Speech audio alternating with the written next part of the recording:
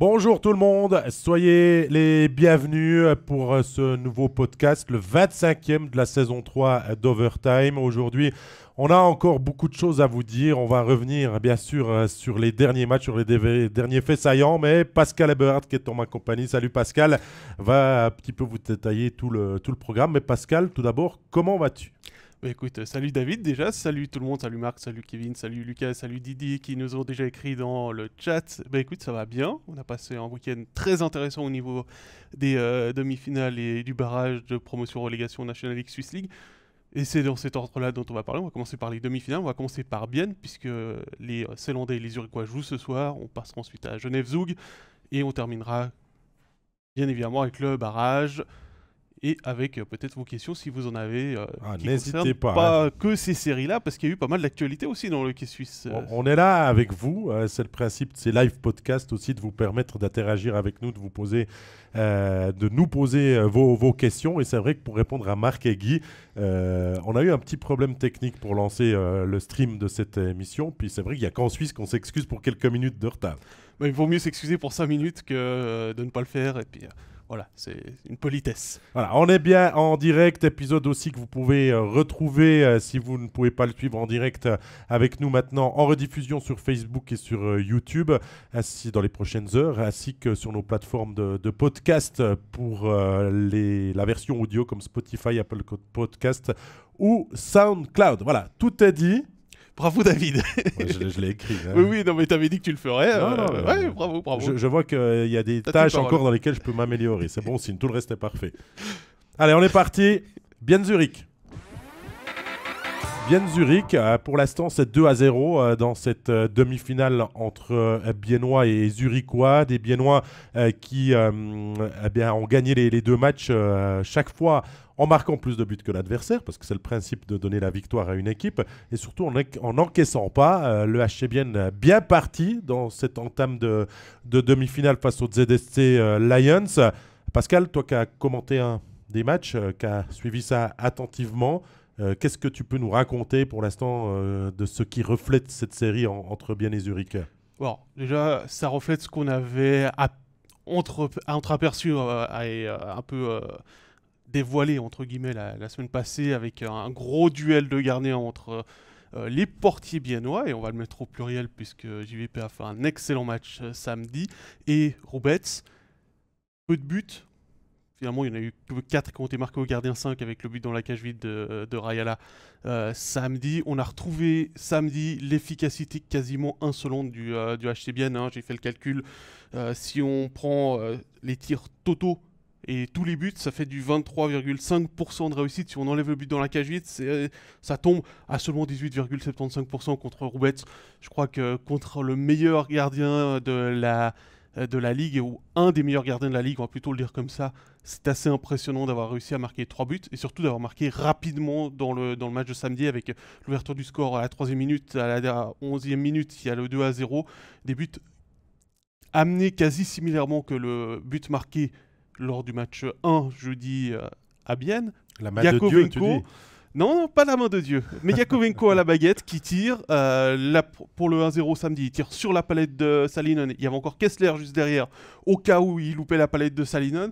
Et c'est lui qui tire sur le 2-0. Après, j'ai pas été revérifier les assists. Il l'a gardé. Mais il y a Kessler, il y a Aichi et il y a Salinen qui sont devant le but, qui gênent Roubets. C'est le puck qui parvient sur Kessler qui peut marquer dans une cage grande ouverte. Rien à dire. Après, il y a eu 2 poteaux aussi pour Kinsley, pour Olofsson. Il n'y a pas eu beaucoup de tirs de Bienne, mais ils ont 17, été... sur le match 17, hier. ouais, finalement c'est 17. Et c'est assez impressionnant de retrouver cette efficacité qu'on mettait en avant les playoffs du HC Bienne. Kevin Buffard nous le dit aussi. Hein. Bienne est toujours son... comment il a écrit ? Son efficacité insolente qui continue d'être mise en place. Et c'est vraiment ça qui ressort aussi. Hein. Bien sûr que le HC Bienne propose autre chose que son insolence et tout ça. Même dans le match gagné 4-0, ils n'ont pas beaucoup tiré, mais ils se sont créés des actions toujours bien amenées, bien pensées, bien mises en place, qui sont à chaque fois dangereuses. On a l'impression qu'on ne tire pas si on n'est pas dans la position idéale ou optimale pour vraiment se créer une chance de but. Absolument, absolument. D'ailleurs, ça se reflète si on prend les buts escomptés, qui sont... c'est pas vraiment ça, mais ça fait une sorte de notation du tir, hein, de la qualité du tir. Et ils ont, à la fin de la deuxième période, ils menaient 3-0, ils avaient plus de buts escomptés, mais moins de tirs cadrés que Zurich. Donc ça prouve aussi qu'ils n'ont pas pris de tir alibi. Comme tu le dis, ils essaient de prendre un tir vraiment pour mettre en danger Urbets, et ça c'est peut-être le plus important dans la stratégie des 3 entraîneurs du HC Bienne, puisque on a eu la première victoire de Oliver David comme entraîneur principal, avec toutes les circonstances aussi. Maintenant on comprend aussi pourquoi le HC Bienne avait communiqué, parce que c'est pas jeudi soir que l'opération d'Antti Tormanen vendredi a été décidée. C'est parce qu'elle était déjà décidée que le club a communiqué sur le fait a communiqué aux joueurs, a communiqué au public et à la presse qu'il y avait une rechute pour le coach finlandais et qu'il s'est fait opérer. Il n'est pas venu à Zurich pour se reposer, il a suivi le match attentivement. Il était sur son canapé, il a envoyé à, je ne sais plus si c'est Blick ou le journal du Jura qui parle de ça, qui a envoyé un SMS parce qu'il n'était pas satisfait du jeu en zone neutre de son équipe pendant la deuxième période.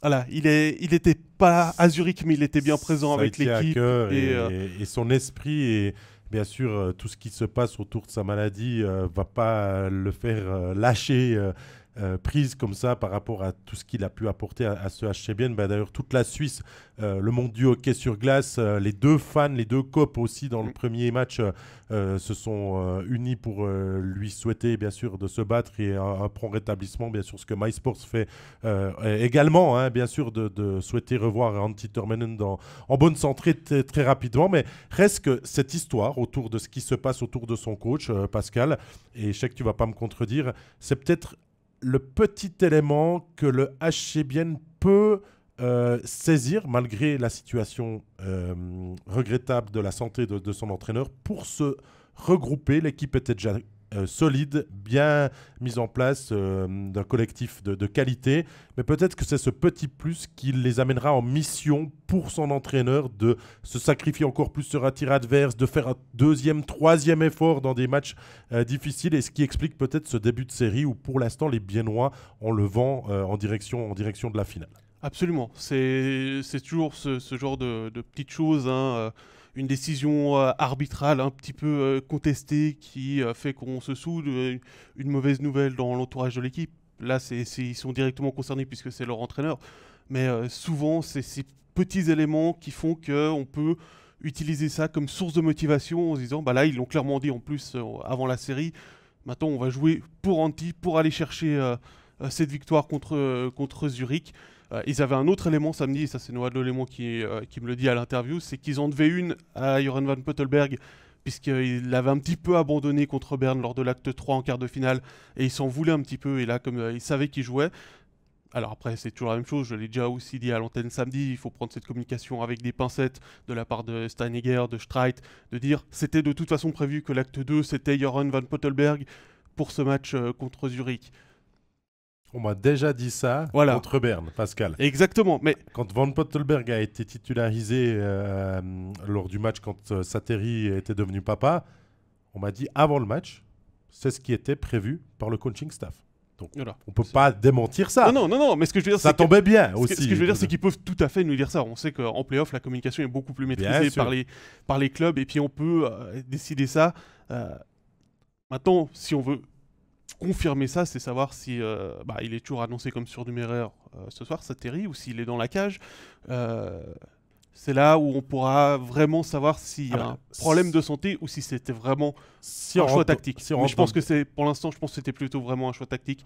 Et puis ça lui permet aussi de passer aussi une soirée tranquille, se reposer un petit peu parce qu'il a eu beaucoup de travail lors de l'acte 1, et puis de profiter aussi des premiers jours de son fils, certainement le retour à la maison. C'est pas à toi qui es papa que je vais apprendre que c'est des moments qui sont importants dans la vie d'un père. Non, on est d'accord, on est parfaitement d'accord, et si on peut se permettre le luxe de laisser Satteri à la maison et de confier le filet à Van Pottelberg qui blanchit, tout va bien. Si on rentre dans le détail de cette série, c'est pas là qu'il y a un problème pour l'instant dans les deux équipes. Parce que si on regarde Hrubeč aussi, même qu'il y a le retour de Ludo Weber comme numéro 2, ce qui était aussi un petit peu une surprise parce qu'on l'avait annoncé fin de saison du côté de son club et qu'il a pu finalement se remettre dans des délais plus rapides. C'est pas Hrubeč non plus qui a à remettre en cause par rapport aux 4-0 perdus. C'est pas le poste de gardien qui est le problème. Il n'y a pas eu de mauvais but. Il y a le troisième, il le touche un petit peu du coude, mais il est masqué, donc il n'a pas de but sur la conscience. C'est plus l'implication offensive des Zurichois. J'ai vu beaucoup d'efforts individuels d'essayer d'amener soi-même la solution plutôt que d'essayer de collectivement trouver la clé pour déjouer le système défensif biennois. À voir si tout d'un coup Marc Crawford décide de lancer Weber dans les buts ce soir, par exemple, pour pouvoir mettre un attaquant étranger supplémentaire, un Garretro, même si Garretro, je le trouve en deçà depuis cette saison, en deçà de tout ce qu'il nous a montré depuis qu'il est en Suisse. Azevedo était plus dans la frustration, et notamment ça s'est vu quand il s'est fait... Alors là, il y avait les arbitres ont oublié de siffler 2 minutes, mais un contact avec Stamfli, et Stamfli lui arrache le casque, il retourne au banc et casse sa canne sur la bande, plutôt que d'essayer de prendre cette énergie et puis de dire ok, les arbitres sont actuellement un petit peu laxistes, cette faute-là, ils auraient dû la siffler. Bah, je vais aller prendre cette énergie puis faire quelque chose de bien dans la zone offensive. J'ai l'impression qu'il y a quelques petites dissensions actuellement sur le banc zurichois dans les équipes, mais ça, c'est pas aussi la frustration du fait de ne pas marquer. C'est pas forcément lié au fait qu'il y a des tensions dans l'équipe, tout simplement parce que chacun veut tirer la couverture à soi. On a vu... dans l'histoire de Zurich, sous Crawford, sous Grönborg, sous les autres entraîneurs, qu'on sait aussi se solidariser pour être le collectif. Par contre, c'est exactement ce qui avait manqué à Zurich l'année passée en finale lors des matchs 6 et 7 contre Zug. Ouais, donnez-nous aussi votre avis sur cette demi-finale entre Bienne et Zurich dans le chat. On vous lit. Il y a Fabrice de Gobek qui nous dit que Hrubeč pas au top samedi. Samedi, il ne vole rien en tout cas. Chaque année, une série moins bonne selon lui. C'était souvent les quarts de finale. Maintenant, c'est en demi-finale. On ne peut pas dire qu'il est en dessous, mais c'est vrai qu'on l'a trouvé beaucoup plus aérien et beaucoup plus...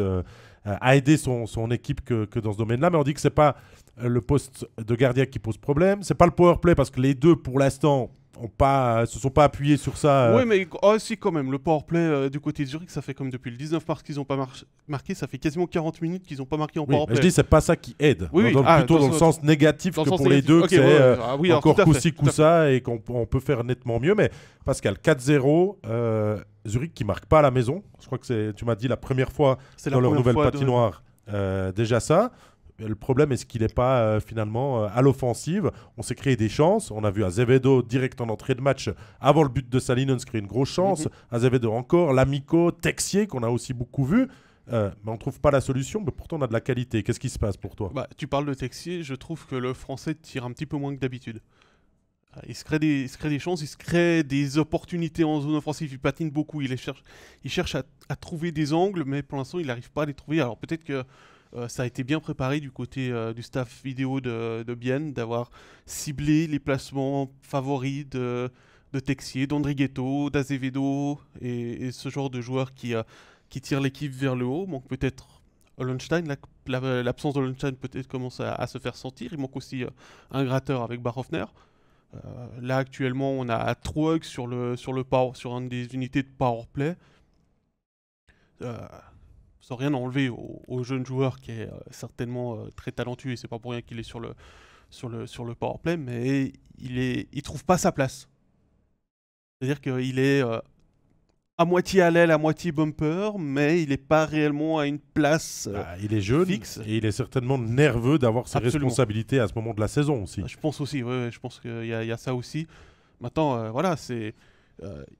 il faut trouver une solution à l'interne du côté de Zurich avec les joueurs à disposition. Comme je dis, une solution, c'est peut-être de mettre Weber dans les buts pour avoir un attaquant étranger de plus sur la glace. Parce qu'on parle toujours de la qualité de profondeur du banc zurichois, mais finalement, défensivement, ils sont bien garnis. Hein. Ils ont 7-8 défenseurs. Rien à dire. Qui a joué d'ailleurs. Il n'était pas juste. Il a fait en tout cas 2 shifts. Donc, qui est à disposition. C'est plus à l'offensif que ça s'est réduit maintenant avec l'absence de Robin Leone, de Barhoffner et d'Ollenstein. Et puis, on a des jeunes qui viennent, donc il y a moins de profondeur aussi peut-être dans le banc zurichois actuel. Donc, pourquoi pas l'idée d'un étranger de plus à l'attaque.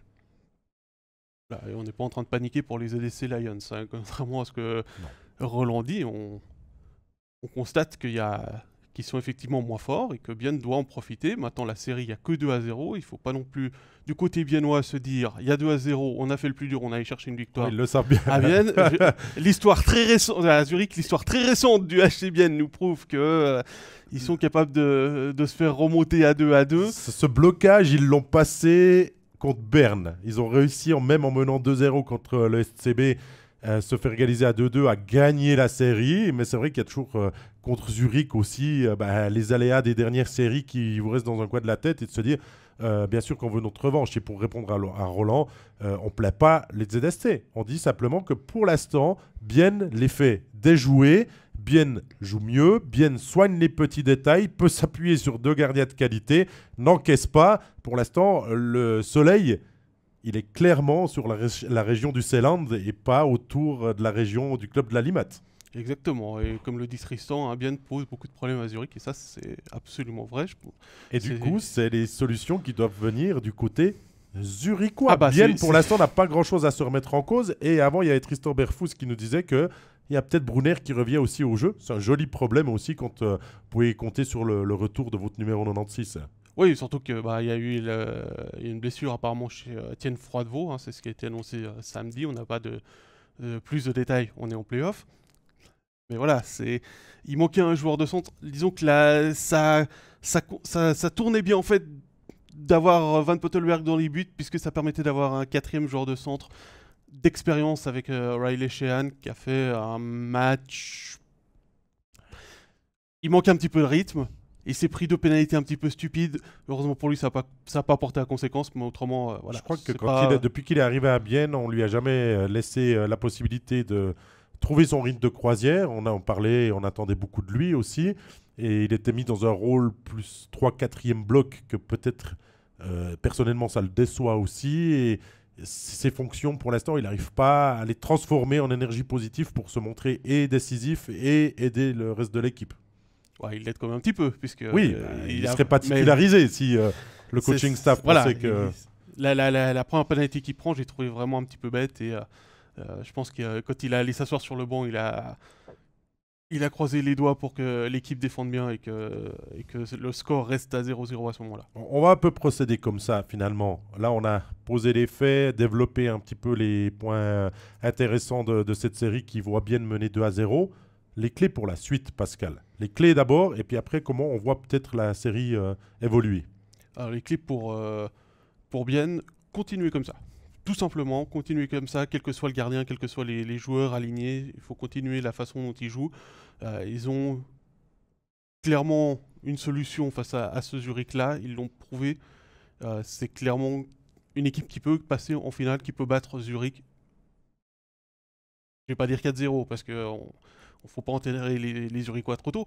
Mais s'ils continuent comme ça, ils pourraient gagner 4-0 dans la série. Entre 4-0 et 4-3. Voilà, mais on se dirige plutôt vers... je pense pas que le 4-3, là je commence un petit peu à douter du 7e match. Voilà, nous dans nos pronostics, on s'était mouillé d'ailleurs lundi dernier. Si vous n'avez pas écouté l'émission, vous pouvez toujours la réécouter en podcast. On avait donné notre sentiment. Après, on avait fait un état des lieux au niveau de toute la rédaction de MySports. On voyait finalement une légère tendance pour les Zurichois. Nous, on était plus biennois du 7e match parce qu'on aime aussi pousser jusqu'au bout quand c'est bon, parce que pour l'instant, ces demi-finales sont d'un niveau de qualité énorme. Hein. On a de la chance. Hein. Vous avez de la chance. J'espère que vous vous en rendez compte. Pour l'instant, ça joue très très bien. Il y a 4 super gardiens, 5, 6 super gardiens si on extrapole aussi dans les différentes équipes et tout ça. Et pour l'instant, c'est clair que Zurich doit marquer. Je crois que ça va faire un bien fou d'essayer de marquer en premier ce soir, parce qu'il le faudra dans une Tissot Arena qui sera chauffée à blanc, pleine comme un œuf. avec l'énergie, tout ce qui se passe autour de son entraîneur.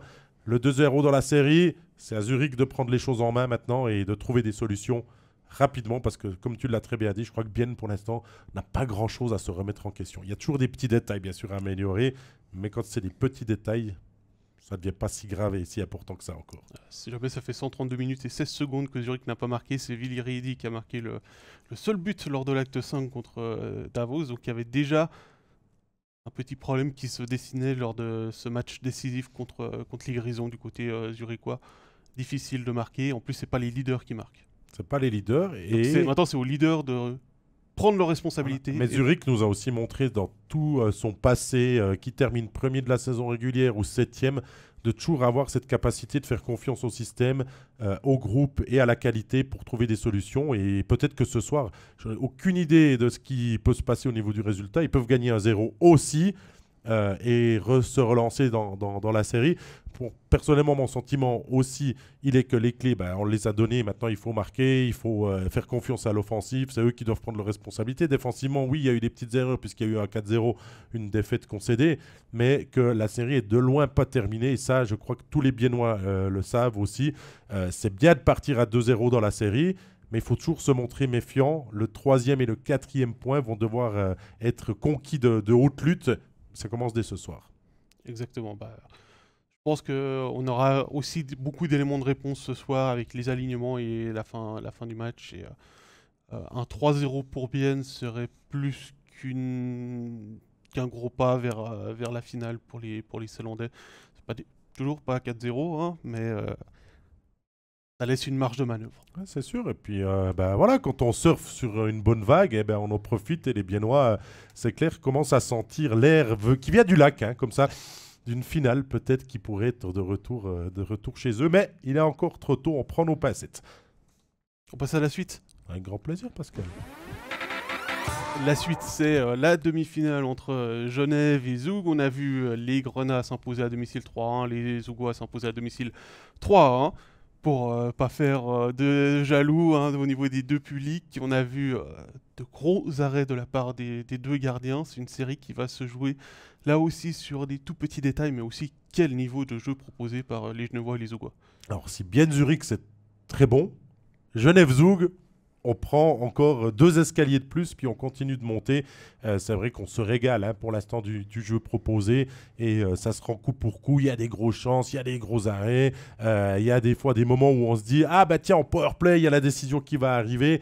C'est quand même compliqué, on y reviendra après au niveau du jeu de puissance, mais c'est vrai que c'est les deux mêmes scénarios dans les actes 1 et 2 pour l'instant, avec une équipe qui prend les commandes, l'autre qui renverse la situation, qui trouve les moyens d'égaliser et de passer devant, et le 3e but à chaque fois dans la cage vide. Donc pour l'instant, c'est vraiment kiff-kiff, et nous, on avait déjà donné un autre sentiment sur une série qui sera longue, âprement disputée. Je crois que les 2 premiers matchs, Pascal, n'ont pas du tout dérogé à cette règle.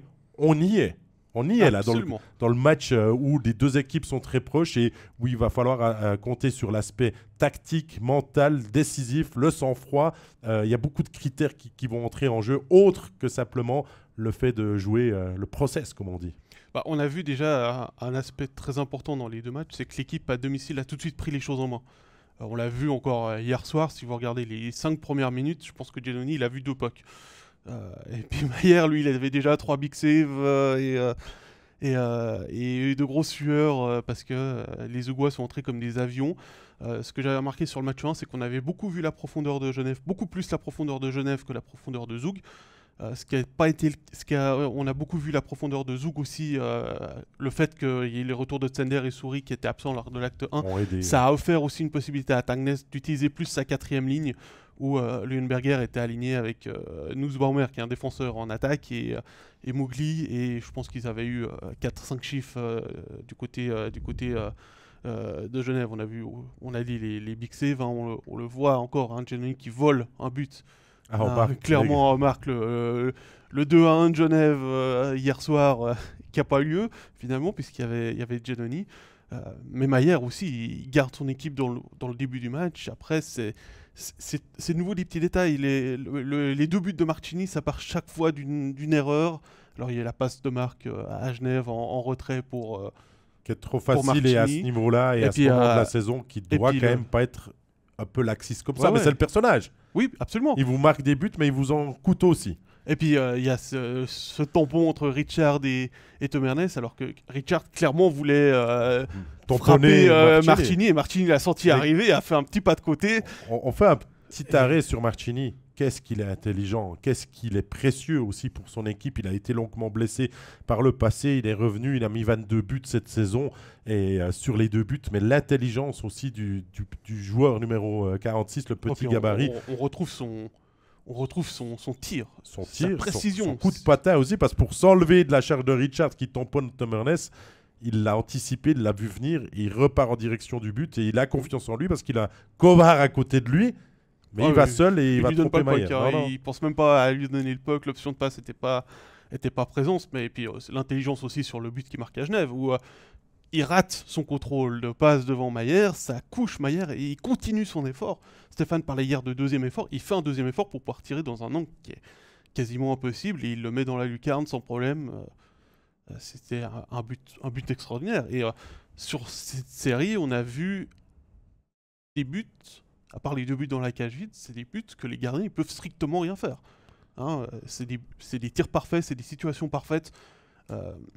Giannoni C'est avant que la situation elle est moins bien. Hein, si on prend le C'est ça. 2-1 de Zug hier avec Vatanen qui en fait trop dans sa zone défensive. Là, je comprends pas pourquoi il a pas fait un chip contre la bande ou un cross-ice alors qu'il y avait de la place Il a plutôt dû que. la cogiter un moment. Ouais. Voilà, je pense qu'il a dû penser tout le voyage de retour jusqu'à Genève. Ouais, bah, si on vous lit dans le chat, il y a bien sûr le comportement d'Omark sur le 0-1 qui revient. Mais Omark, il a marqué au premier acte, il a marqué au deuxième acte. Il est là. Artikainen, ça Et fonctionne. hier, il fait un geste défensif au premier tiers sur C'est Saint-Hilaire qui Ouais. lui lève la canne sur l'erreur de, il me semble, c'est Praplon. Donc il a compensé, donc c'est bon. On va pas dire Ah. qu'il a compensé. Hein. Une erreur ne compense pas une erreur. C'est ça. Mais ce qui revient, c'est la discussion Vatanen et le powerplay de Genève Servette qui sont peut-être pour l'instant un petit peu les questions. Et Vatanen et powerplay finalement vont aussi ensemble, Pascal, parce que pour l'instant, le powerplay de Genève Servette, c'est pas ce qu'il l'est. C'est pas le powerplay qu'on a vu en saison qui était proche des 30%. J'ai noté 14,3 en quart, c'est 16,6 pour l'instant en demi-finale. Et là, ils ont enfin marqué. Après avoir attendu ça depuis l'acte 3 contre Lugano, dans lequel ils n'avaient plus marqué un but en powerplay, ça va leur faire du bien. Mais qu'est-ce qui se passe par rapport au powerplay de Genève Servette là, sur les derniers matchs? J'ai l'impression que sur les derniers matchs, ça a été ce qu'on disait par rapport à Zurich, ça a été l'individu qui cherchait à faire la solution et plus à essayer de déplacer la boîte comme ils ont pu faire pour isoler, par exemple, sur le powerplay numéro 1, un Artikainen devant le centre, même si Artikainen n'a pas besoin d'être isolé, il le fait très bien tout seul. Mais voilà, j'ai l'impression que aussi Zouk s'est adapté. Hein, ils ont travaillé, ils ont déjà vu 4 fois Genève, il a 2 matchs de plus. On va pas enlever non plus les qualités du coaching staff de Zug, hein, qui est très intelligent, qui sait gérer ses matchs, qui sait préparer ses matchs, qui sait aussi s'ajuster à l'adversaire. Et Bien sûr. quand Dan Tagnes vient avant le match et puis nous donne son plan de match, on a vu exactement ce qu'il nous a dit. Il nous a absolument pas menti, il nous a vendu son plan de match à C'est l'interview. pas tout le monde qui le fait non plus. Hein. Pas tout le monde qui le fait, mais Faut saluer ça. c'est quelqu'un qui est aussi très ouvert à la communication avec les médias et c'est très bien pour nous aussi. Après, est-ce qu'il faut essayer de changer quelque chose sur le powerplay? Oui. Là, Cadieux, il doit essayer de rebrasser un peu ses lignes pour essayer peut-être, je vais pas dire sans Vatanen, mais peut-être Vatanen, j'ai vu la proposition Vatanen avec le Coultre sur la deuxième unité plutôt que sur la première unité, revenir à un 4-1, 4 attaquants, un défenseur sur la première unité avec Tom Ernest à la pointe. On a même vu hier en fin de match, à un moment c'était Phil Poula qui était à la pointe avec Tom Ernest et Vatanen sur les ailes et Omar qui est à Artikainen. Il y a eu des changements un petit peu, mais on garde un petit peu le même KT sur la glace, mais peut-être de dissocier Tom Ernest et Vatanen et de donner peut-être la possibilité de laisser ce poste à un autre attaquant peut-être et de descendre Vatanen sur la 2 comme ça a été fait aussi par le passé. Pouliot était souvent avec les étrangers en saison régulière. Je pense que c'est peut-être ça la solution, remettre Pouliot, parce que c'est un joueur qui gratte bien le puck, qui peut aller aussi faire un petit peu de place, entrer dans le slot pour faire un petit peu de place aussi pour Artikainen. Peut-être, voilà. Maintenant, On sait que aussi à Genève, on vante les qualités du coaching staff zougois. À Genève, ça communique bien aussi entre les trois entraîneurs. Cadieux, il est très à l'écoute des solutions proposées par Franson et par Trey. Donc, pour l'instant, ça se joue à ça. Les deux matchs, si Giannoni ne fait pas le big save sur Omar, peut-être que Genève mène 2-0 dans la série ce matin en se réveillant et ça change le match. C'est pour ça qu'on vous dit que pour l'instant, c'est vraiment des petits détails qui peuvent être améliorés et chaque équipe le sait et va travailler sur ça pour encore monter le niveau et rendre les matchs plus spectaculaires. Mais bien sûr que la série peut tourner rapidement en faveur d'une ou de l'autre équipe, mais ça serait plus dû à une équipe qui aurait trouvé la clé pour faire déjouer l'autre que vraiment de prendre l'ascendant psychologique, mental et physique. J'ai aussi lu que peut-être Genève joue pas assez physique selon le goût de certains abonnés qui nous écrivent. Les émotions sont différentes de celles de Lugano aussi, Pascal. Totalement, parce qu'il y a ce sentiment de revanche aussi. On a vu que le premier match était... les deux équipes avaient plutôt décidé d'aller... tranquille sur le jeu physique. On a vu un petit peu plus de jeu physique hier soir, notamment cette charge qui a fait plaisir aux 7200, 7000 Zougois dans la patinoire de Kovar sur Tom Ernest en open ice, mais j'ai l'impression quand même que Tom Ernest avait vu arriver Kovar et s'était préparé, donc c'est pas comme l'acte 1 de la finale il y a 2 ans. On a vu aussi ce geste de Tom Ernest à la fin du match de frustration. Ouais. Celui-là, je l'ai pas aimé. Pas du tout. Même si je peux vivre avec la décision des 2 minutes, mais il casse quand même sa canne sur le poignet de Simeone. La poignée, la hanche, hein, j'arrive pas vraiment à définir. Mais celle-là, je l'aime pas trop, mais vu ce qu'on a eu au niveau des suspensions et des décisions du juge unique, là, on a quand même absous à Irving pour une charge qui était dangereuse sur Barhoffner lors du match 5 des quarts de finale. Donc je suis pas étonné que pour l'instant on n'ait pas reçu d'informations. Je vérifie mon mail, on n'a toujours pas reçu d'informations comme quoi il y avait une enquête contre Tom Ernest. On peut être frustré parce que on est leader, on est éternel gagnant dans l'âme aussi. Mais là, il va pour blesser l'adversaire et c'est ça, qu'on s'appelle Tom Ernest ou qu'on s'appelle n'importe qui dans ce championnat. C'est pas l'attitude qu'on aime parce qu'il va, que ça soit le poignet, la hanche ou n'importe quelle partie du corps, il sait où ça fait mal et on voit quand même Simeone retourner au banc en boitant méchamment. On surveillera ça aussi s'il y a alignement de Dario Simeone, hein, parce que les bobos, on peut serrer les dents un moment en play-off, mais si on appuie, parce que les joueurs savent aussi où il y a des petits bobos, ça peut devenir un grand bobo et voilà, c'est plus ça, mais c'est une parenthèse dans ce qui a été bien fait de la part des deux équipes. Il aurait pu y avoir une blessure plus grave, hein.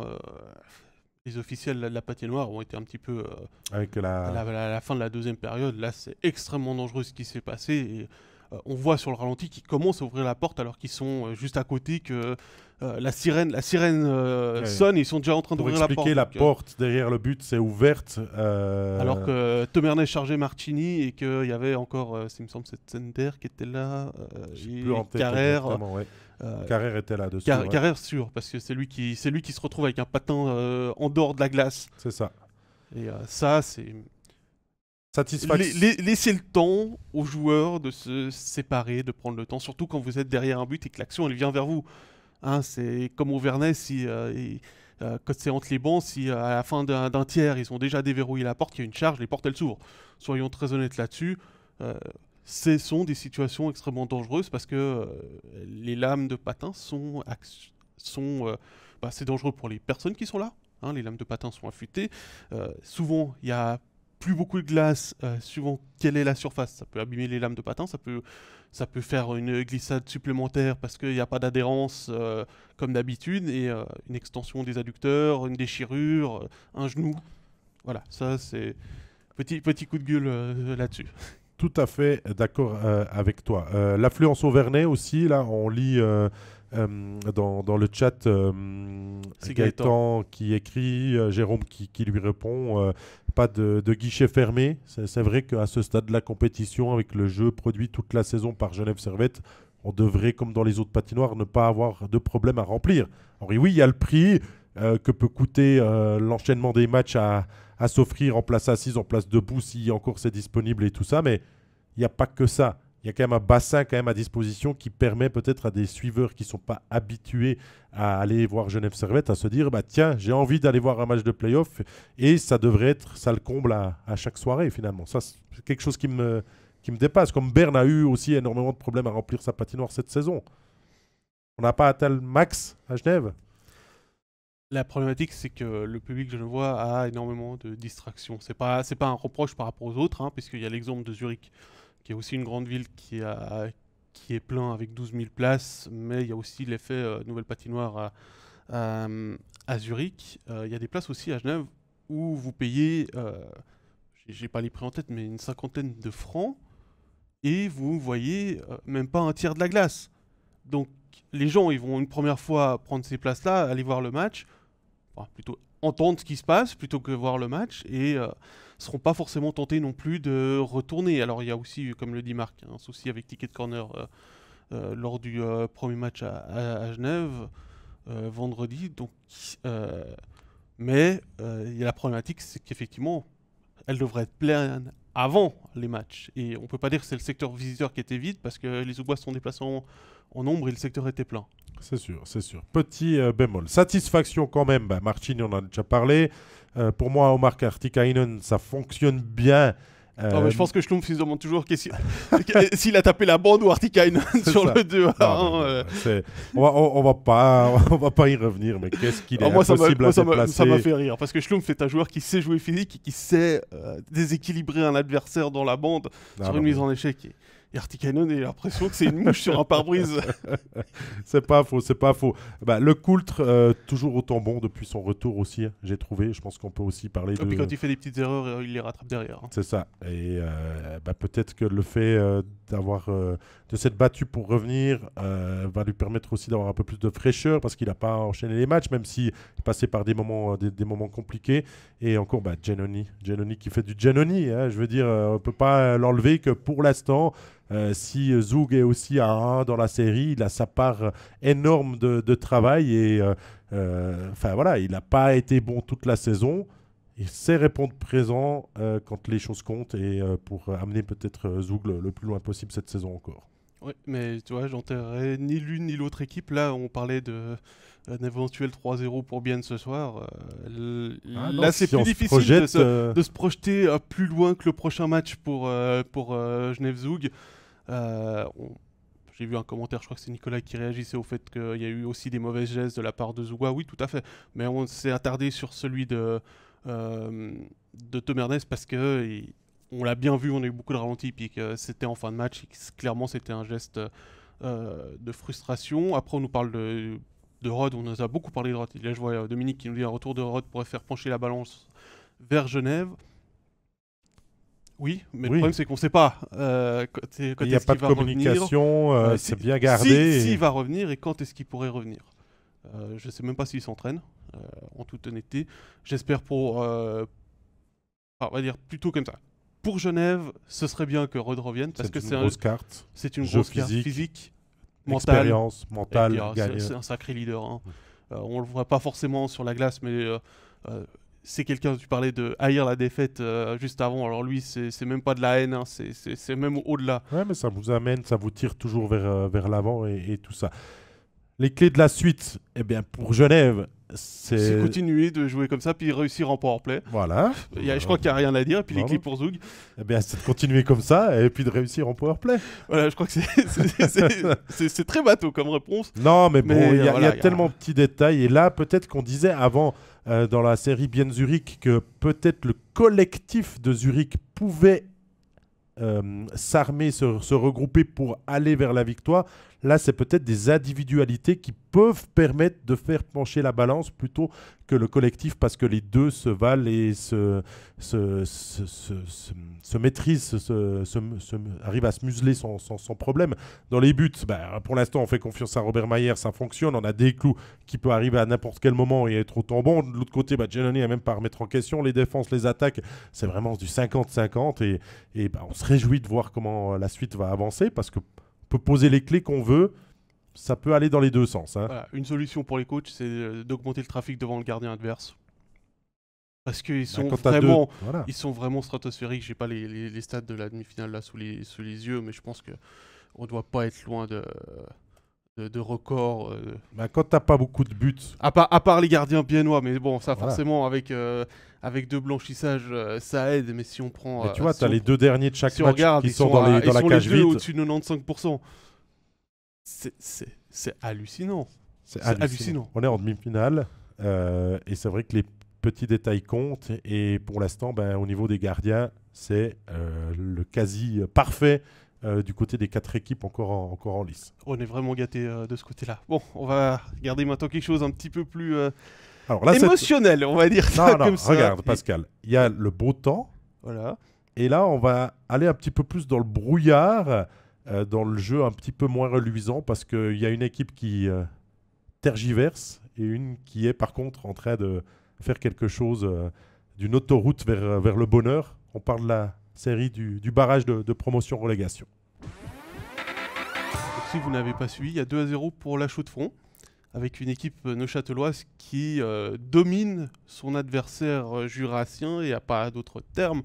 En plus, toi, tu as vu les deux matchs. Alors, ça discute déjà de la charge de Carbis sur Azon, avec la réponse de Thomas qui dit Azon a dit lui-même au quotidien jurassien qu'il était légèrement fautif, qu'il n'aurait pas dû tenter ce geste-là parce que la charge est correcte. Elle est lourde, violente. Effectivement, ça a causé une fin de saison et ça va être problématique pour le HCA parce que c'est comme un buteur en moins. Ils ont perdu leur pièce maîtresse, pour revenir là-dessus, mais sur la charge, c'est pas ce qui a envenimé la série pour l'instant.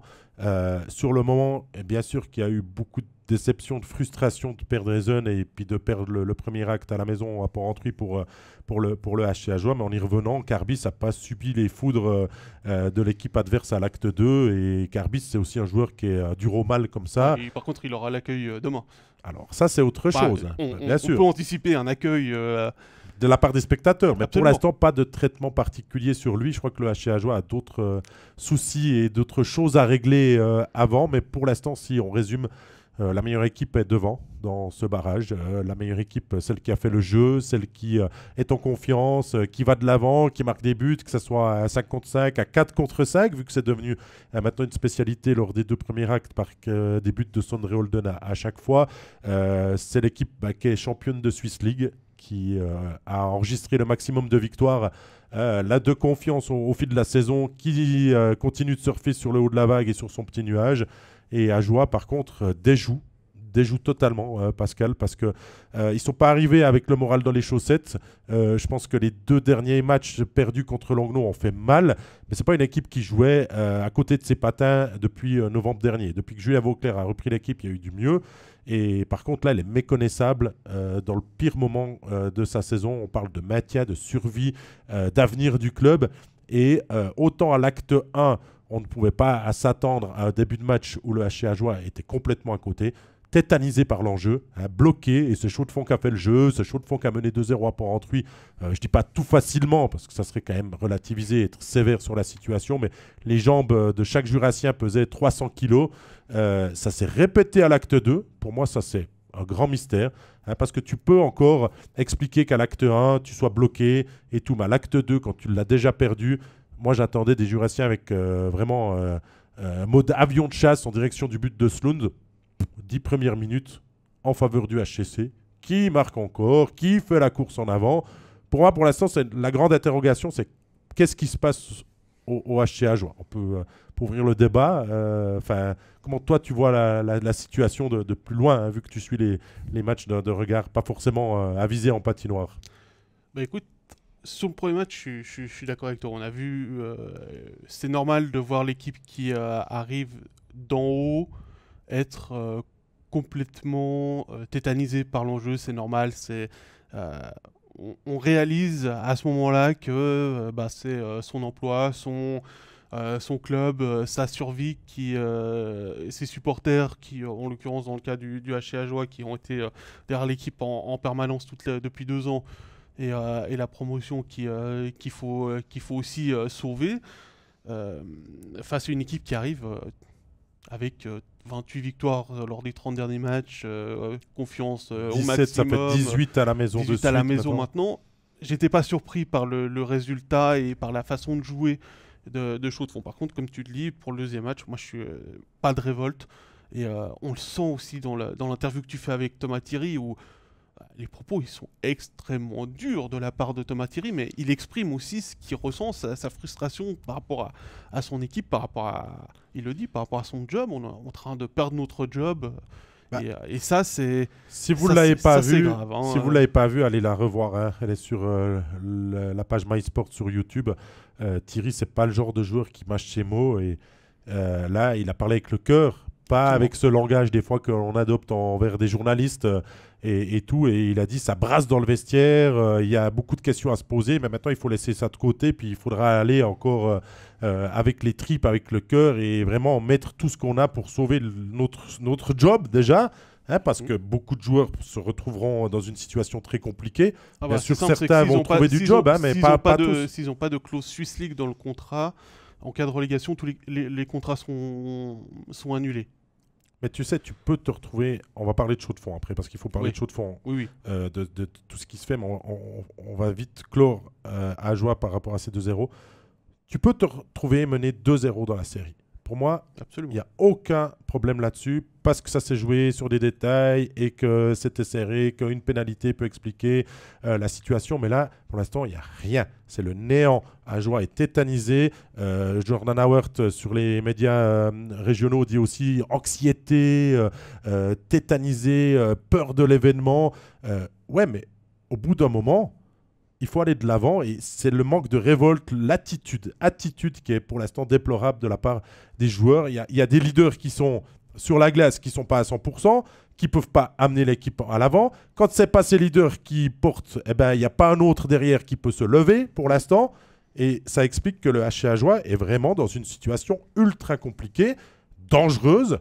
Demain, il y a match. Si les Jurassiens n'arrivent pas à trouver des solutions pour revenir à 2-1 dans la série, ça va être un balayage 4-0 et vraiment beaucoup de regrets parce que si tu enlèves ce qui est en train de mal se faire sur les 4 derniers matchs, les 2 contre Chaux-de-Fonds, les 2 contre Langnau, c'est intéressant pour la suite, pour Ajoie. Mais sauf que là, ça coince, la machine est à l'arrêt et pour l'instant, Ajoie a vraiment beaucoup de soucis à se faire avant le match de demain.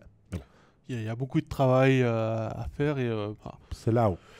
C'est là-haut. Il y a là-haut et il y a là-haut. Ouais, il y a quelques malades. Pour ceux qui n'ont pas vu l'image, parce que vous écoutez, j'ai montré mon nez, j'ai montré le cerveau. Voilà. Il y a un peu de microbes dans le vestiaire, mais ça n'explique pas tout. Il y a les blessés. Bien sûr que tu raisonnes, que tu n'as pas Gauthier, que tu as De Vos qui est pas dans la forme de sa vie, parce que normalement, il devrait porter cette équipe. Ça aide pas.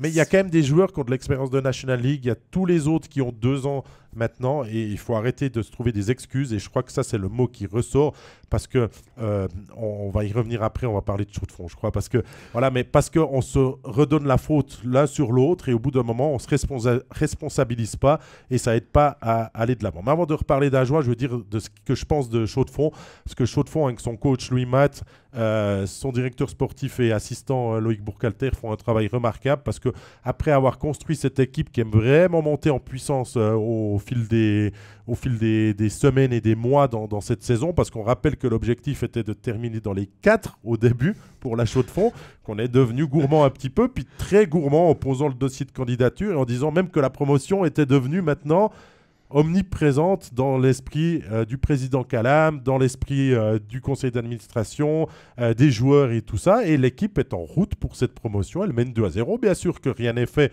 parce que Chaux-de-Fonds sait qu'il devra s'attendre à un moment donné à un autre, à une réaction de l'adversaire. Mais pour l'instant, Chaux-de-Fonds fait tout juste son jeu. Il ne l'a pas changé. Il n'a pas changé sa philosophie. Louis Matt a des consignes très claires. Il a très bien préparé l'équipe pour jouer contre ce HC Ajoie. En plus de vitesse, plus de confiance, un powerplay qui fonctionne mieux aussi, une défense pensais qu'il serait la clé de cette série qui tient parfaitement à Östlund. Des grands soirs, il a sorti 2 gros arrêts samedi dans le match pour dégoûter, je crois, Wally Hubert et Frossard, si je me souviens bien. Il y a tout qui fonctionne. Chaux-de-Fonds est lancé vers la promotion. Alors attention à gérer l'euphorie. C'est la question aussi que j'ai posée à Arnaud Jacquet après le match, parce que oui, tout est trop beau pour l'instant par rapport à ce qui se passe. mais le HCC est fidèle en tout cas à ce qu'il a fait, ce qu'il a mis en place. Et c'est la question que j'ai posée en conclusion de mon deuxième tiers. Si vous allumez la télé pour voir que le barrage de promotion en relégation, que vous n'avez pas vu un match de hockey depuis longtemps, vous ne pouvez pas me dire qui est l'équipe de National League et qui est l'équipe de Swiss League en ce moment. Parce que la différence, elle ne se voit pas. Et c'était quand même un peu la question, est-ce qu'il y aura un grand écart ou pas entre les deux clubs? La réponse est non. Ce qu'on a aussi vu, c'est que le HCC a su, au deuxième tiers, la première période du deuxième tiers, s'adapter aux changements proposés par Julien Vauclair. Et là, c'est l'intelligence des entraîneurs d'avoir réussi aussi à tout de suite déceler qu'il y avait un petit changement, tout de suite essayer de comprendre quel était ce changement et tout de suite proposer une solution. Et Louis Matz est un ancien assistant qui a fait énormément de vidéos pour Chris Maxorley, tout le temps dans l'analyse, donc forcément ça aide aussi. Il avait une petite expérience comme entraîneur principal, hein. Faut pas l'oublier, il était entraîneur principal dans les juniors à Genève avant d'être l'assistant de Max Sorley. Il faisait un excellent boulot, c'est un excellent formateur aussi, donc excellent communicant avec ses joueurs, et je pense qu'il a réussi à fédérer son vestiaire autour de lui, et les résultats aidant à amener une énergie très positive dans le vestiaire, et actuellement on est toujours sur cette énergie positive. Le public qui suit, je pense que les mélèzes doivent trembler, les murs doivent te le dire, hein, parce doivent que souffrir, et la structure doit souffrir. C'est magnifique à voir, Pascal. Je crois que dans le haut du canton de Neuchâtel, on attendait ça depuis des années. Puis la plus grande satisfaction, c'est le titre, bien sûr, mais c'est de revoir ces mélèzes remplis. Et en plus des mélèzes, ils ont mis en place une fan zone à côté qui, samedi, malgré les 5225 spectateurs, était remplie. Donc au moins 2000 personnes dans la tente, juste à côté de la patinoire. Et je peux te dire que j'avais peur que la patinoire tombe à un moment donné, parce que quand tu as 5225 spectateurs qui sautent, ces mélèzes, ils sont un peu vêtus. Le sol vêtus. aussi, il bouge. C'est ce que nous dit Dylan, ça bouge dans tous les sens. Je sais qu'il y a aussi des cinémas qui diffusent les matchs. Ça se fait à Bienne aussi. À Bienne, ils font pour tous les matchs d'ailleurs. Très belle initiative. C'est une très belle initiative, ouais. Ça permet aux gens qui ont pas forcément les moyens d'acheter les matchs pour les voir à la télé ou en patinoire, de pouvoir suivre aussi ce qui se passe. Alors, je pense qu'il y a certains anciens du côté de la Chaux-de-Fonds, ça doit aussi leur faire des petites émotions. Je vais te donner un exemple parce que il était sur MySport comme consultant chez nous. C'est quelqu'un que j'apprécie énormément, mais Steve Pochon, que je salue, est vraiment émoustillé par ça. Il connaît les deux clubs, il a beaucoup de connaissances, de respect aussi, mais ça lui rappelait samedi, je l'ai croisé parce qu'il était consultant pour la radio RTN, ça lui rappelait plein de souvenirs du petit HCC qui, il y a de longues années en arrière, n'était pas le favori contre le Lausanne Hockey Club, et puis avait su se regrouper avec ce public qui était aussi venu les pousser. Ils avaient mis un 9-2, il me rappelait les souvenirs au Lausanne Hockey Club ce soir-là. Alors il n'y a pas eu 9-2 au final, mais 4-1 victoire pour le HCC contre Ajoie dans cet acte 2. Mais c'est vrai qu'il y a tout cet engouement, tout le monde parle de ça de nouveau à la Chaux-de-Fonds, et il y a quelque chose de très positif qui se crée là autour. Mais bon, maintenant, ça c'est les faits, c'est la chose actuelle. Si on se projette, on va commencer par le HC Ajoie. Il y a peut-être plus de choses à dire que du côté du HCC. Le HC Ajoie est en crise. Maintenant, on peut clairement le dire. Il ne faut pas mâcher ces mots. Le conseil d'administration des joueurs se sont réunis. Après le match au Mélèze, l'équipe est partie quasiment 1h15, 1h30 après le match. Peut-être qu'on a déjà mis à plat dans le vestiaire les choses pour tout de suite évacuer la frustration de se retrouver mené 2-0. L'équipe est partie tard des Mélèzes pour rentrer à Port-Rentruy. Hier, toute la journée, puisqu'il y avait des tournois pour les jeunes, il y avait une réunion apparemment d'urgence de la part du conseil d'administration pour forcément faire un point sur la situation à Port-Rentruy, de trouver des solutions immédiates, de parler peut-être de l'avenir aussi, de qu'est-ce qui peut se passer, de plan A, plan B, plusieurs plans maintenant. On a beaucoup parlé. On était intéressé à voir ce qui se passerait sur la glace ce matin, parce que la question de est-ce que Julien Vauclair est encore l'homme de la situation doit se poser maintenant. Et c'est en rien contre Julien Vauclair, parce qu'il a fait le pompier jusqu'à présent. Mais comme tu le disais, autant Louis Mata, des années d'expérience derrière lui que Julien n'a pas. Et ça a été un excellent joueur, mais c'est pas parce que tu es un excellent joueur que tu fais excellent coach. Il a fait de très bonnes choses, il a ressoudé le vestiaire, mais maintenant il est peut-être devant un mur, et c'est quand tu es devant le mur que tu vois le mur finalement. Et la lucidité pourrait être de dire je fais un pas de recul, je reste directeur sportif et demain un nouveau coach pourrait arriver. Mais qui va venir à Port-Entruy, qui veut venir aussi, qui peut venir dans la situation d'extrême urgence, et est-ce que c'est aussi une bonne idée, Pascal, de changer de coach? Parce que je l'ai évoqué dans mon commentaire samedi, est-ce que c'est une bonne idée de changer de coach alors qu'il aura quasiment que quelques heures à disposition et pas de grande révolution à pouvoir mettre en place? Alors, je vais commencer par répondre par ta dernière question. Et le seul changement que je vois de viable, c'est un changement à l'interne, c'est-à-dire Julien Vauclair qui se retire et c'est Noumeline ou Zanata qui reprennent l'équipe. Parce que amener une nouvelle personne, c'est trop tard. Il aurait fallu le faire entre le match 6 de Langnau et le match 1 du barrage. À ce moment-là, là c'est trop tard, il n'y a même pas 24 heures pour prendre l'équipe en main, c'est beaucoup trop tard. Il y avait un jour de plus pour travailler tout ça et préparer. Pour la crise, effectivement, maintenant c'est au vestiaire de trouver la solution, plus qu'aux entraîneurs. Les entraîneurs, ils ne peuvent plus que proposer des solutions. On sait, puisque ça a été communiqué ce matin par le HCA à la presse, que en ce moment, les joueurs sont en train de manger ensemble soit à la patinoire, soit dans un restaurant du coin ou dans un refuge. Mis dans une bulle. Voilà, on essaye de les mettre dans une bulle. C'est exactement ce qu'ils doivent faire. Ils auraient même dû le faire entre la série contre Langnau et la série contre la Chaux-de-Fonds. Souvent, les équipes qui sont dans les play-out ont tendance à se faire une journée ou une journée et demie de retraite que les joueurs. Et on parle pas OK. En gros, voilà, c'est ça. C'est le premier qui parle OK, il se prend une amende. Il paye la tournée ou quelque chose comme ça, histoire de sortir vraiment de la spirale négative et de l'ambiance négative qui règne autour d'un club qui est en play-out ou en barrage depuis la National League, parce que malheureusement, c'est le cas. C'est vous allez chercher votre pain à la boulangerie. Ah ouais, bon, là maintenant, il faut gagner contre la Chaux-de-Fonds, hein, parce que ce serait con de retomber en Swiss League. Vous allez prendre un café, on vous parle de ça. Vous allez prendre de l'essence, on vous parle de ça. Vous arrivez à la maison, on vous parle de ça. Comment s'est passée ta journée? Ah bah ça. Vous êtes au boulot, on vous parle de ça. Donc forcément, il y a beaucoup de nuages noirs sur la Raiffeisen Arena et dans le vestiaire. Et effectivement, bah, il faut aussi que les joueurs se regardent en face. On parlait de Vos tout à l'heure, qui n'est pas à 100%. Est-ce qu'il ne devrait pas, lui, dire au coach, bah écoute, match prochain, je sais que l'équipe a besoin de moi, mais je sens que je ne peux pas porter l'équipe. Donne ma place à quelqu'un d'autre. Je prends l'exemple de Vos parce que c'est l'exemple flagrant. C'est l'icône de cette équipe depuis 7 ans et tout, mais c'est vrai que c'est une décision forte. Connaissant aussi le mental, l'état d'esprit du joueur, c'est compliqué peut-être à avouer, mais ça serait peut-être une bonne décision. Le problème, c'est que Gauthier n'était pas sur la glace ce matin. Alors, il a pris un sacré puck dans la gueule. Ça, donc peut-être pas un retour d'un centre dominant qui gagne les engagements.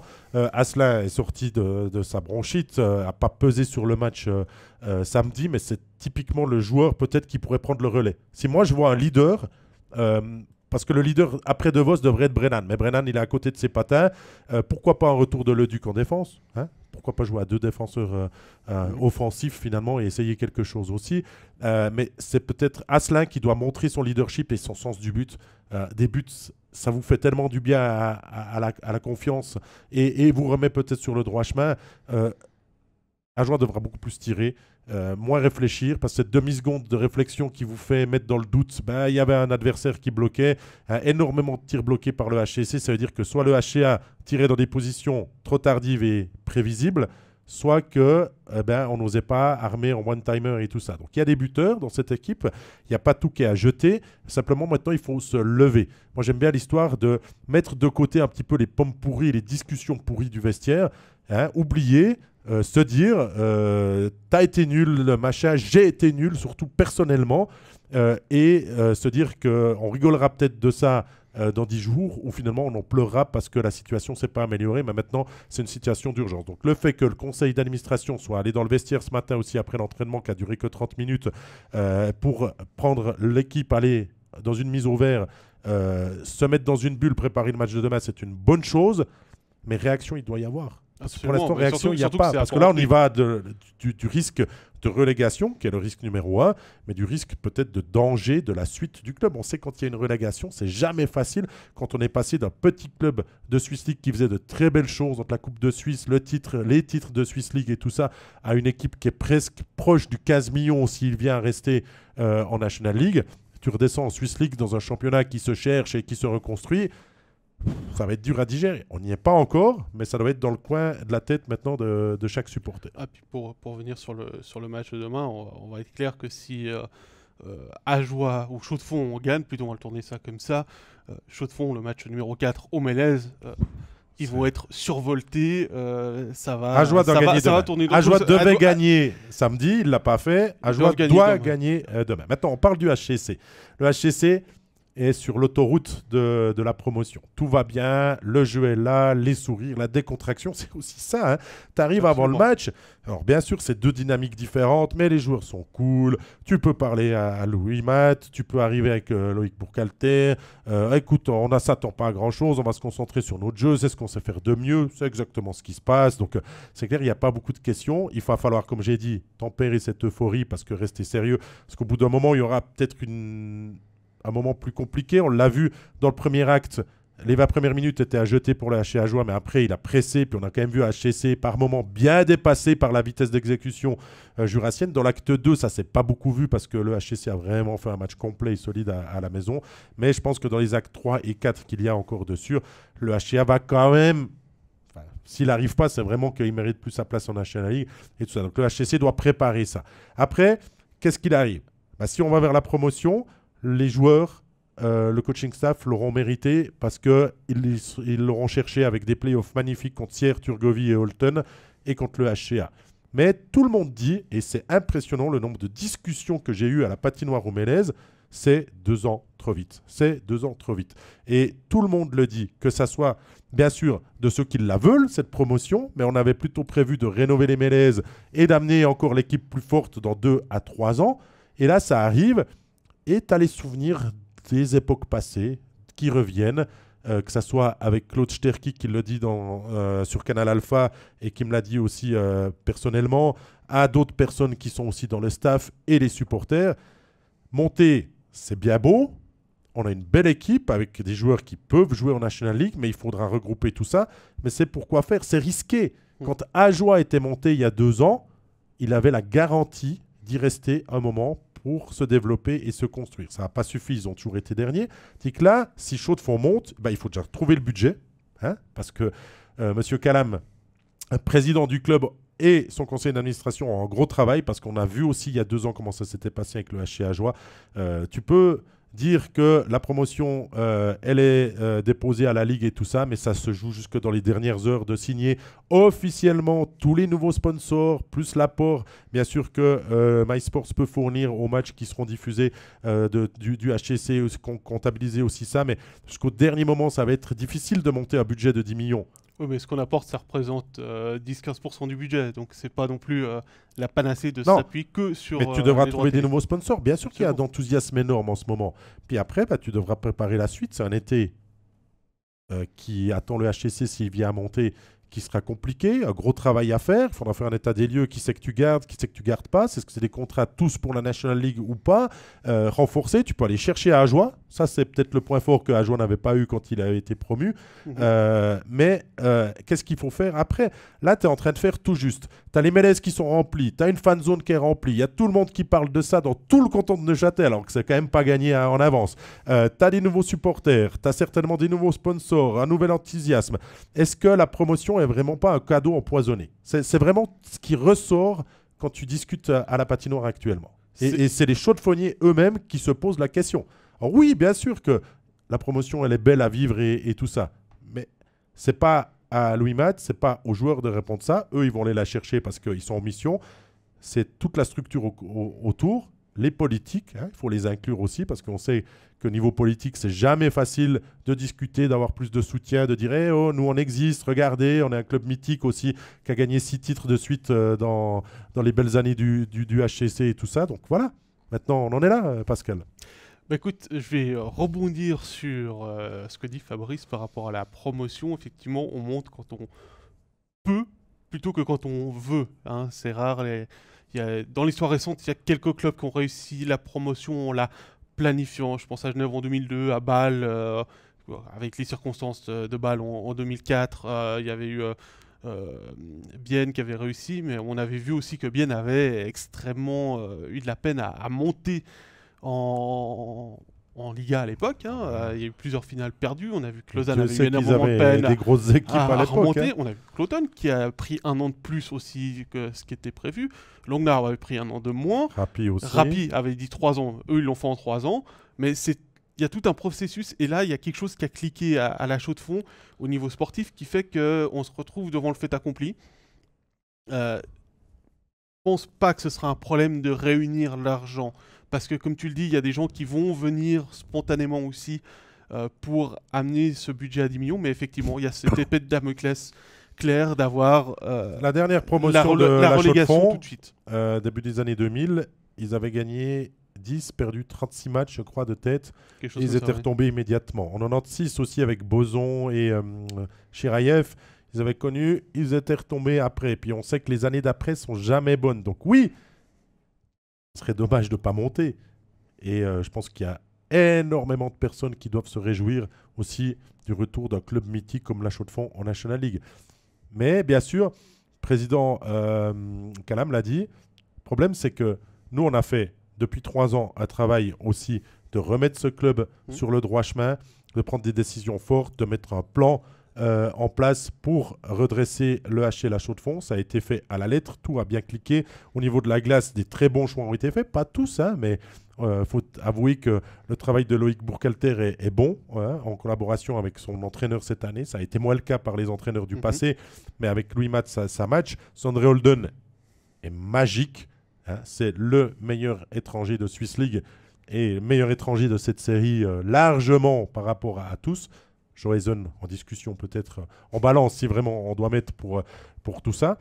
Mais après, il a dit, Olivier Calam, la promotion ne se calcule pas, ne se prépare pas. Elle peut vous tendre les bras et vous arriver comme elle est à 2 matchs de lettres pour le HCC. Voilà. Après, au niveau financier, c'est aussi dans la négociation avec les sponsors actuellement et les sponsors potentiels de dire que il va falloir signer peut-être sur 2 ans avec le fait qu'ils accompagnent s'il y a une relégation au bout de 12 mois. Aussi, je ne suis pas assez là-dedans pour savoir comment ça se négocie, mais ça fait partie des clauses qu'ils peuvent mettre dans des contrats pour essayer aussi d'assurer leurs arrières en cas de relégation pour ne pas se retrouver avec des dettes à hauteur du budget. C'est exactement ce qui m'avait été dit pour le HC Ajoie quand il était monté, c'est que 2 ans sans relégation étaient prévus, mais que tout ce qui avait été signé portait sur 3 saisons. Alors, est-ce que c'était 3 saisons en National League et que les sponsors sont caducs si c'est de la Swiss League? Ça, je ne sais pas. Mais on avait... Ça, il faudrait ouvrir les contrats. Voilà. Mais je on pense n'a pas pas accès à tout et puis surtout pas maintenant. Monsieur Howard, s'il vous plaît, est-ce que vous pouvez nous envoyer les contrats de sponsoring qu'on puisse avoir la réponse à la question? Non, mais voilà, on peut s'inquiéter de la situation du HC Ajoie qui va devoir montrer du cœur. On sait que les Jurassiens, normalement, et dans ces régions de l'arc jurassien, ont un état d'esprit assez guerrier.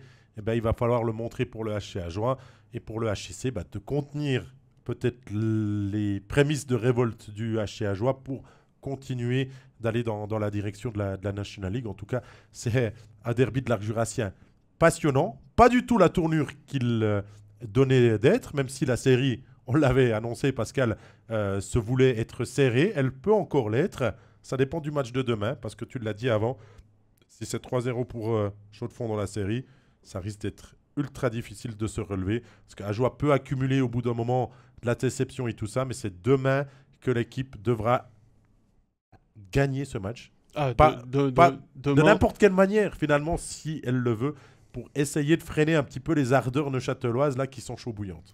Demain, Ajoie n'a pas le choix. C'est aussi simple que ça. Oh, ça tombe bien. Tiens, c'est moi qui commente demain. C'est cool, ça. Bah, c'est toi qui vas faire le discours d'avant-match dans le vestiaire du HCA, c'est ça? Non. Moi, je laisse ça clairement aux spécialistes. Moi, je suis qu'un petit journaliste sportif qui retransmet et qui essaye d'amener des émotions. Et je sais aussi que les supporters jurassiens commencent à siffler leur équipe depuis 2 matchs. Tu l'avais dit, Pascal, à l'époque, il l'avait fait pour protester contre Péchan une fois, mais derrière, Mais ils ont toujours été... c'était contre Péchan, c'était vraiment ciblé au moment où il était annoncé, on siffle. Et là, maintenant, on est déçus. J'ai vécu le premier acte en tant que spectateur et Dieu sait qu'il y a de l'énervement de voir certains joueurs déjouer, être bloqués par l'enjeu et tout ça. Et le public, on peut le comprendre maintenant. On veut plus, on veut pour son argent et veut une série qui peut se relancer puis qui pourrait devenir encore plus belle finalement que ce qu'elle tourne maintenant en faveur des abeilles. À voir. Et puis on va aussi surveiller le dossier communication du HCA parce qu'on nous a dit qu'il y aurait une communication en fin de journée. Voilà. Est-ce que c'est pour dire on se met au vert, plus personne n'a droit à... Alors ça a déjà été communiqué. Il y a Benji qui nous dit que lui a entendu qu'un certain Heinz Sellers était en train de patrouiller dans le Jura. Alors moi, tu sais ce qu'on m'a dit on m'a dit que Christian Volvend était à Port-Rentruy hier. Je pense que tous les entraîneurs qui sont sur le marché sont actuellement à Port-Rentruy. Non, mais c'est pour ça les rumeurs. Son fils avait un tournoi. D'accord. Donc, voilà, m'étonnerait. Si je devais choisir, parce que là, on peut se mettre à la place, je prends Heinz Sellers, Hans Kosman, des gens qui n'auront peut-être pas peur de venir taper du poing et puis de faire des décisions fortes, de dire toi tu joues pas, toi tu joues plus là le powerplay, toi t'es promu là, et puis de faire des changements. Alors c'est jamais bon tout mélanger comme ça non plus. On peut continuer de faire confiance et puis d'espérer que les joueurs se relèvent d'eux-mêmes. Je crois qu'ils en sont conscients maintenant. Et on verra ça. Demain, 19h55, prise du direct. Vous suivre le match sur MySport, sur l'application. Vous pouvez la suivre sous Plus de Sport. Parce qu'on nous a fait la remarque de dire on ne peut même pas suivre les matchs à Joie Chaux-de-Fonds. Ce n'est pas un match de National League vu que c'est un barrage de qualification entre la National League et la Swiss League. Vous allez sous l'application, vous ne cliquez pas sous National League, vous cliquez sous Plus de Sport et à 19h55, vous aurez le direct, les images et le commentaire de cette rencontre. Bien sûr, ce soir, la rencontre Bienne-Zurich. Demain aussi Genève-Zoug. Donc voilà, bon début de semaine. Bien Zurich, 19h30, le rendez-vous avec le studio, c'est Jean-Philippe, Stéphane. Et... Je viens de le publier en plus, donc Gary Chian qui est là ce soir. Demain, c'est sur Léman Bleu et sur MySports 1 pour 19h45, donc pour Genève Zoug, et 19h55, tu l'as dit, pour Ajoie Chaux-de-Fonds. Mercredi, c'est l'acte 4 entre Zurich et Bienne, 19h30. Le studio est assuré par nos soins. Jeudi, acte 4 de Zoug Genève, MySports 1 et Léman Bleu aussi. Et acte 4 pour la Chaux-de-Fonds Ajoie sur MySports 3, 19h55. Et samedi, acte 5, Genève Zoug, ça c'est sûr, puisqu'il y a un dans la série. Donc en gros, vous avez vendredi et dimanche pour respirer un petit peu cette semaine, sinon c'est pur hockey sur glace. Voilà, et puis lundi, peut-être acte 6, puisque c'est lundi de Pâques, ce qui veut dire que Overtime, cette fois-ci, on le décale, parce qu'on a tout le monde qui est un petit peu pris sur les différentes séries. Ouais, rendez-vous. Ça serait dommage de le faire avant l'acte du jour même, alors que les deux équipes peuvent jouer ce jour-là. Il peut y avoir 3 matchs, il peut y avoir 0 ou 3 matchs le lundi de Pâques. On sera en rendez-vous mardi 11 avril, de nouveau en direct. À midi et sans problème technique. Ça, c'est toi qui le dis. Donc voilà. Merci beaucoup, Pascal. C'est pas nous qui sommes là. Merci David. Merci à vous. Avec moi. Merci à vous. On voit que vous aviez beaucoup de questions, bien sûr, à nous poser et beaucoup d'interrogations sur votre équipe de cœur et tout ça. Continuez de nous suivre. Continuez de revenir, bien sûr, dans les prochains épisodes. Vous pouvez retrouver l'épisode 25 de notre 3e saison d'Overtime dans quelques minutes en rediffusion sur Facebook et sur YouTube, ainsi que dans les plateformes de podcast comme Spotify, Apple Podcast et SoundCloud dans les prochaines heures. Voilà, j'ai tout dit, Pascal ? Abonnez-vous aussi à Twitter et Instagram pour ne rien manquer des informations, notamment des annonces de matchs, puisqu'on les met également sur ces plateformes-là. N'hésitez pas à nous interpeller. Si vous avez encore des questions et tout ça, on répond volontiers aussi. On est là pour ça, on a beaucoup de plaisir, de passion. On vibre et on espère vous faire vibrer encore dans les prochaines heures. Bonne semaine. Ciao.